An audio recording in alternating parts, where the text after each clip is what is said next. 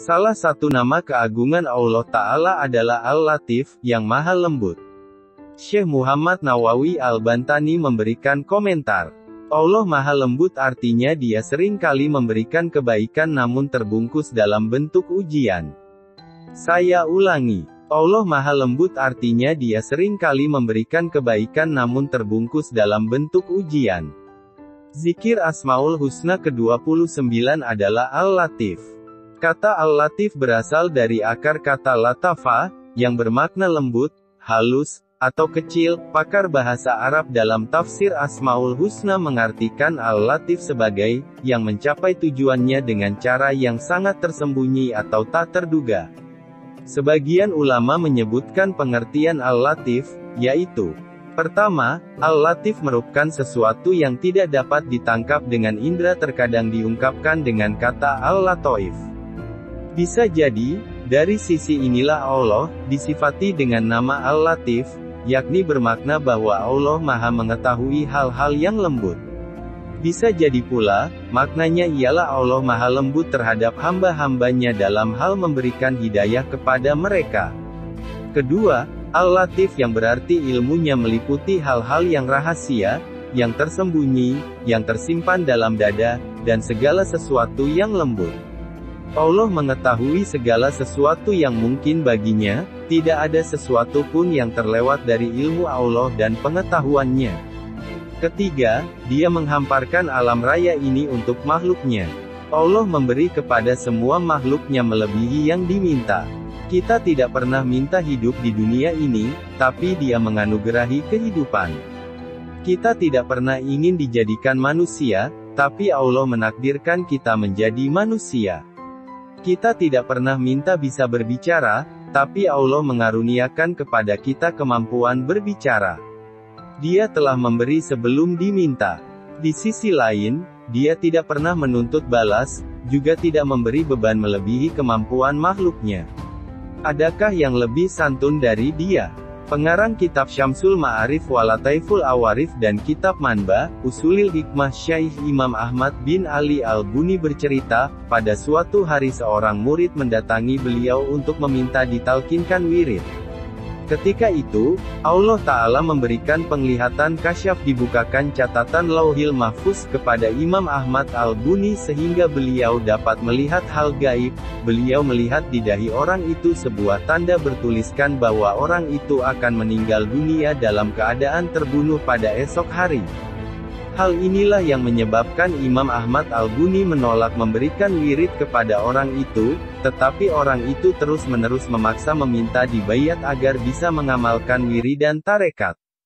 Pada akhirnya Imam Ahmad Al-Buni berkata kepadanya, "Baiklah kalau begitu, hendaknya kau baca wiridan, ya Latif, sebanyak-banyaknya di pagi, siang, sore dan malam hari." Orang itu pun bersedia mengamalkannya. Seminggu kemudian orang itu datang menemui Imam Ahmad Al-Buni dalam keadaan sehat afiat tanpa kurang apapun.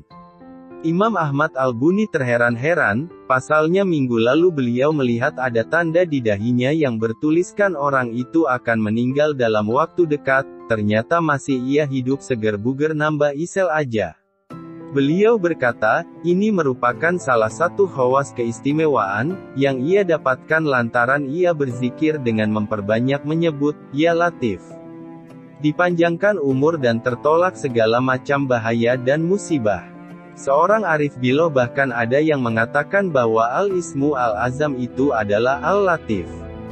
Karena kelembutannya ada pada setiap realitas. Tidak dipungkiri bahwa amalan wirid Al-Latif dapat memberikan jalan keluar yang tepat atas segala perkara.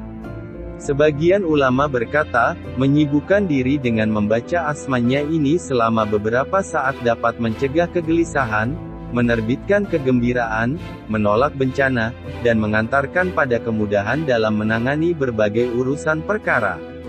Terutama perkara yang samar dan pelik. 1. Wasiat dari Habib Zain bin Smith Madinah.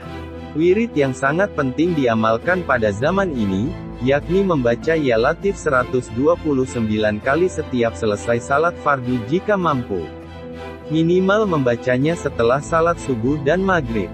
2. Al-Arif Bila Al-Kutub Muhammad Zaini bin Abdul Ghani Abah Guru Sekumpul.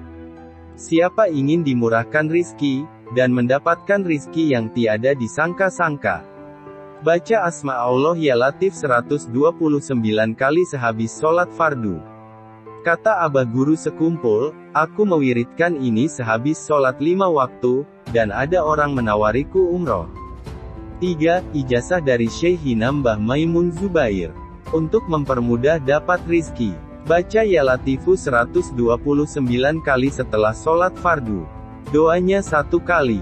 Allahu latifun bi ibadihi yarzuku mayyasya, wa huwal qawiyul aziz. 4. Syekh Ali Jumah Guru Besar Al-Azhar Kairo berkata, zikir dengan sebutan namanya Ya Latifu, yakni yang maha lembut sebanyak 129 kali, mampu melenyapkan segala kekhawatiran, melapangkan dada dan menghilangkan kesusahan.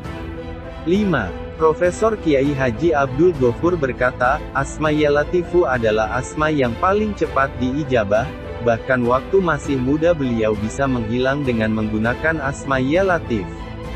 6. Guru Bahit berkata, amalkan Ya Latif 129 kali dijamin hidupmu tidak akan pernah merasa susah. Di dalam kitab Syamsul Ma'arif Al-Kubro, Syekh Ahmad Ibni Ali Al-Buni, serta kitab Abwabul Faroj Asy-Syekh Al-Alama As-Sayyid Muhammad Alwi Al-Maliki Al-Hasani, diterangkan jika sebenarnya Allah mewakilkan seseorang khodam pada asma Allah Al-Latifu yang bernama Sayyid Barzilin untuk menolong ajat-ajatnya orang yang bertawasul dengan asma Allah Al-Latifu.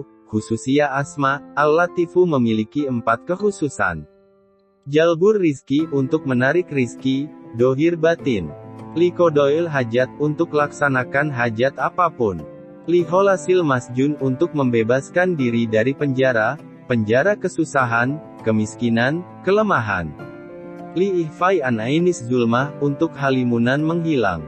Dan masih banyak sekali kalam para ulama yang tidak bisa saya sebutkan tentang rahasia yang terdapat pada asma Ya Latif ini. Salah satu doa Al-Latif pada kitab Abwabul Faraj Sayyid Muhammad Al-Maliki. Ya Allah, wahai Tuhanku, hilangkan segala kesulitan dan lepaskan diriku dari segala urusan daruratku.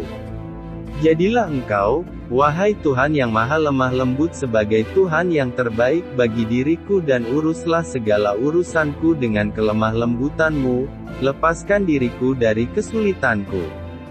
Wahai Tuhan yang maha lemah lembut, datangkan segala bantuan-Mu bagi diriku, dengan segala kesenangan, karena aku tidak memohon kepada seorang pun untuk menghilangkan segala kesulitanku yang kini sedang menimpa diriku. Tuhanku, sesungguhnya sifat lemah lembut-Mu, yang terkandung di dalam nama-Mu yang agung, yaitu Al-Latif, sehingga jika ada seorang yang lupa dan lalai, maka Engkau selalu mengingatkannya untuk membaca nama-Mu Al-Latif, sehingga orang itu akan menjadi salah seorang wali-Mu yang akan memperoleh derajat tertinggi di sisi-Mu. Karena Engkau memiliki sifat lemah lembut, sehingga orang-orang yang selalu berbuat dosa dapat Engkau ubah menjadi hamba-Mu yang saleh, sehingga mereka dapat masuk ke dalam surga-Mu. Tuhanku, hendaknya Engkau bersikap lemah lembut kepada kami selama kami masih hidup di dunia ini, sehingga ketika kami meninggal dunia dapat menjawab pertanyaan pada malaikat-Mu di dalam kubur kami, karena Engkau adalah Zat yang Maha Tunggal dan Maha Kuasa atas segala sesuatu. Semoga solawat dan salam senantiasa bagi junjungan kami, Nabi Muhammad SAW sepanjang masa. Amin.